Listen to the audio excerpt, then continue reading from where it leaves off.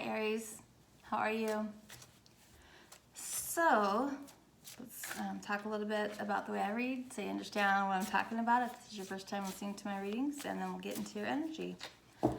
I read energy, not gender. That means that anyone can show up as a king, queen, knight, prince, princess, emperor, empress, page, what have you.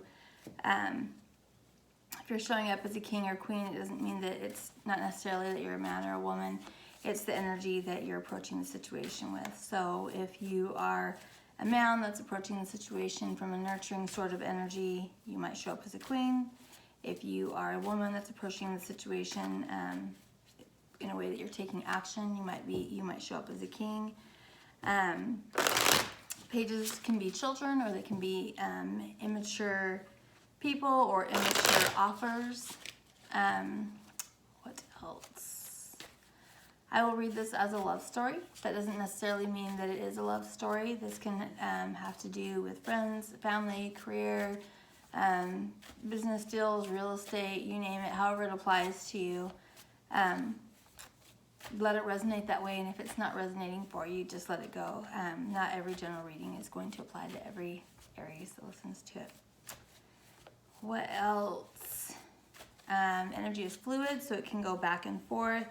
Also, I might say, Aries, why are you doing that? And you can be like, I'm not, it's my person. It just means that the energy is flip-flop for you, so just go ahead and listen to the reading from that perspective.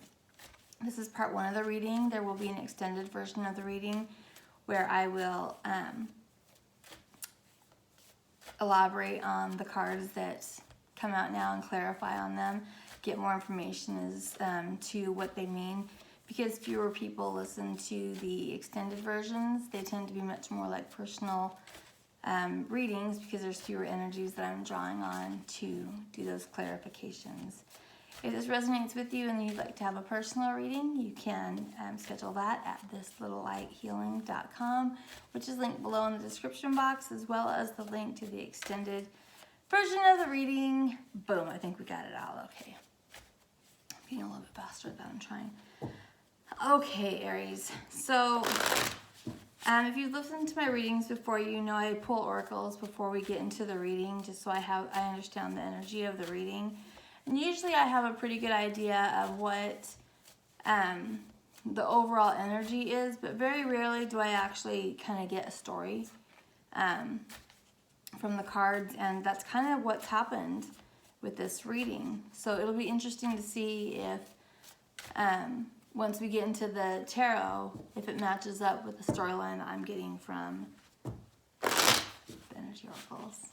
So what I'm getting so far, Aries, is, one second. Can I please get Aries' mood concerning this situation? How is Aries feeling about this situation, please? Just so while I'm shuffling, we can start to have the cards fall. What is Aries' mood about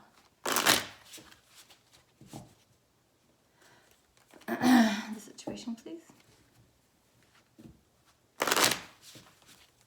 Okay, so please keep in mind what I said about the kings, queens. It can be men, women. I'm going to read this from what seems like is the perspective of the male. That doesn't necessarily mean that it's the male. It's just that it's showing me, that's the way that it's showing me the story. It's coming up from the king's perspective. So how's Aries feeling about the situation concerning this reading, please? So our story begins with a king who's learning about love. And I don't necessarily think he's doing that great of a job initially. It looks like there are two queens that are involved with this king. I think for many of you, one of the queens might be an old relationship or someone that this king is just still sort of energetically attached to. I don't necessarily think that it's a third-party situation, but just someone that he still thinks about often, that he still has feelings for, perhaps, or someone that just really left an imprint on his life. And both queens might actually be in his physical reality. I just think that there's fewer of you where that's the case. I think for most of you, one of these queens is not in his physical reality. One of these queens, the king is showing up as the King of Pentacles. So someone that's stable, someone that is financially stable, probably pretty grounded, pretty earthy. And one of the queens is showing up as the Queen of Pentacles, which is kind of the woman that can sort of do it all at home. She can bring home the bacon, she can fry it up, she takes good care of the house, takes good care of her kids, probably owns her own business. And whether it's difficult for her or not, she probably makes it all look pretty easy. And then the other woman is coming up as the Queen of Wands. And well, the Queen of Wands has a lot of good attributes too. This particular Queen of Wands, usually the Queen of Wands is very beautiful. I don't know why this one seems plain. I don't mean to be mean to say that. That's just, for whatever reason, that's what is coming up. And very demanding. Not as emotionally in touch as the other queen. The Queen of Pentacles energy is the one that's gone. The one that's probably not in this person's reality. The one that he's only energetically connected to. The Queen of Wands is probably successful in her own right, as far as career or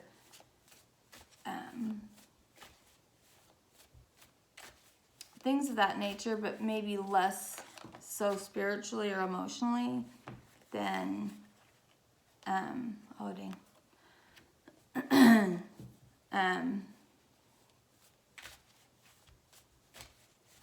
maybe less so than the other queen. Both the King and the Queen of Wands love money to a degree that it's not, money is good, money's energy, money has its place, money is a great thing, we all need to have money, but there's the way that we value money, the way that we see it, what we think that it can bring to us. Money can buy groceries, it can put a roof over our head, it can do all the things that we need temporarily, but money cannot make us happy. Money cannot, money is not the cure for everything, and there are some people that have yet to learn that. For some reason I'm getting the name Samuel or Sam and Rachel, so there might be a Samuel or Sam or a Rachel that's involved in this situation.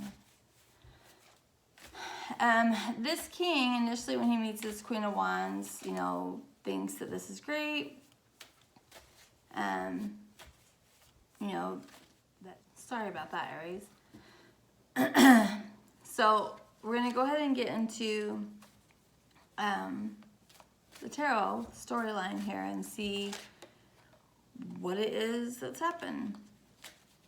So the first question I asked is, how are you feeling about the situation? How's Aries feeling about the situation? And we have the Hierophant, the Tower, and the Six of Wands. So we have Taurus energy here, Scorpio, and Leo. So we might have Taurus, Scorpio, or Leo people involved in the situation. But I think that this was our King of Pentacles at some point, that he was this Hierophant, that he felt very confident in his actions, felt like he had everything under control, felt like,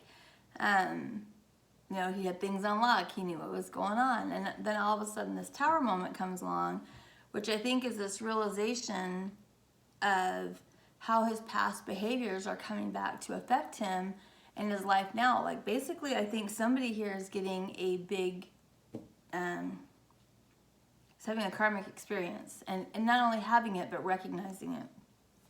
So that's this Tower moment where there's this realization about whatever's gone on in this situation that's kind of rocked this king, but he's not letting on. He's not letting anybody know what the situation is. Six of Wands is an energy of victory, so he's still acting like everything's okay, like he's still got it. But it can also be a sort of false confidence, like somebody that's acting like everything's good, but they really are completely lacking in confidence and just kind of faking, feeling like they're victorious. So that's kind of how our Aries, whoever this person is, if it's you or somebody that's around you or close to you, is feeling about it right now. They're not going to let you know that they've been rocked by this. But whatever's happened is keeping our King of Pentacles, and here he's literally showing up as the King of Pentacles here, is keeping him from being able to manifest with the Magician in reverse that's come up with him. And our King isn't able to make things happen. And I will tell you from experience that when you don't listen to the messages that Spirit is giving you, when you don't listen to that still small voice, when you don't, listen to your intuition and go the way that you know that you should, or behave in the way that you know that you should, and you continue to do that, you become low vibrational. And when you become low vibrational, your ability to manifest goes away. And so because of these past behaviors, we'll call them, this King of Pentacles is not able to manifest the way that he once was. Things aren't going for him the way that they did before. And he's literally losing money and feeling very out in the cold. Like this is actual loss of money. And it's a loss to the point that it's become an issue that he's feeling out in the cold, like maybe not able to pay bills, maybe not able to, get things done the way that he's used to. So that's our situation, is that because of these past misdeeds, and this King of Pentacles coming to this realization about it, that he's no longer able to manifest the way that he once was. He's losing money, he's feeling out in the cold, and he's still pretending like everything's good, like nothing's happened. And the obstacle, we've only got 2 cards out so far, but I'm going to pull a few more cards. We have the 4 of Cups and the 5 of Wands. And the energy I'm picking up from this is just a lot of regret for the conflict that he's caused in other people's lives, because he's realizing now that it's being visited on him. And that is exactly what will happen. Every word, deed, intention, everything that we put out, we're going to get back. Believe me. I can't stand to be lied to. It makes me nuts. It makes me absolutely nuts. I won't even tell a tiny white lie because I don't want anyone to lie to me. And I understand very literally, we have the 3 of Wands in reverse that came out again, not able to manifest. That he realizes, because he understands that because of the conflict that he's caused in other people's lives, that he's not able to manifest the things that he wants into his own life anymore. Karma is very real. Energy is very real. Whatever you put out, it's going to come back on you, Aries. And if this isn't you and this is someone around you, they're learning this lesson. So I'm going to go ahead and end this first part of the reading here. And if you'd like to join me in the extended, you can click on the Vimeo link that's in the description box below if you're watching this on YouTube.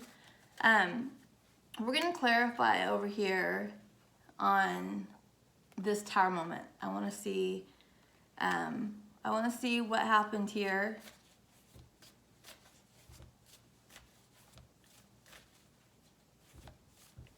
And I want to see specifically what it is that this king is trying to manifest, that he's not able to manifest. And see, it's showing up as money right now. I want to see if it confirms that, or if it might be something else also. And then I'm also going to ask, how is it that this king can overcome this obstacle? What can he do to correct the situation? And then we'll get some advice for you, Aries. So thank you for joining me for your reading. I appreciate it. And go ahead and click on the link for Vimeo and join me over there, and we will find out more about the situation. Happy New Year.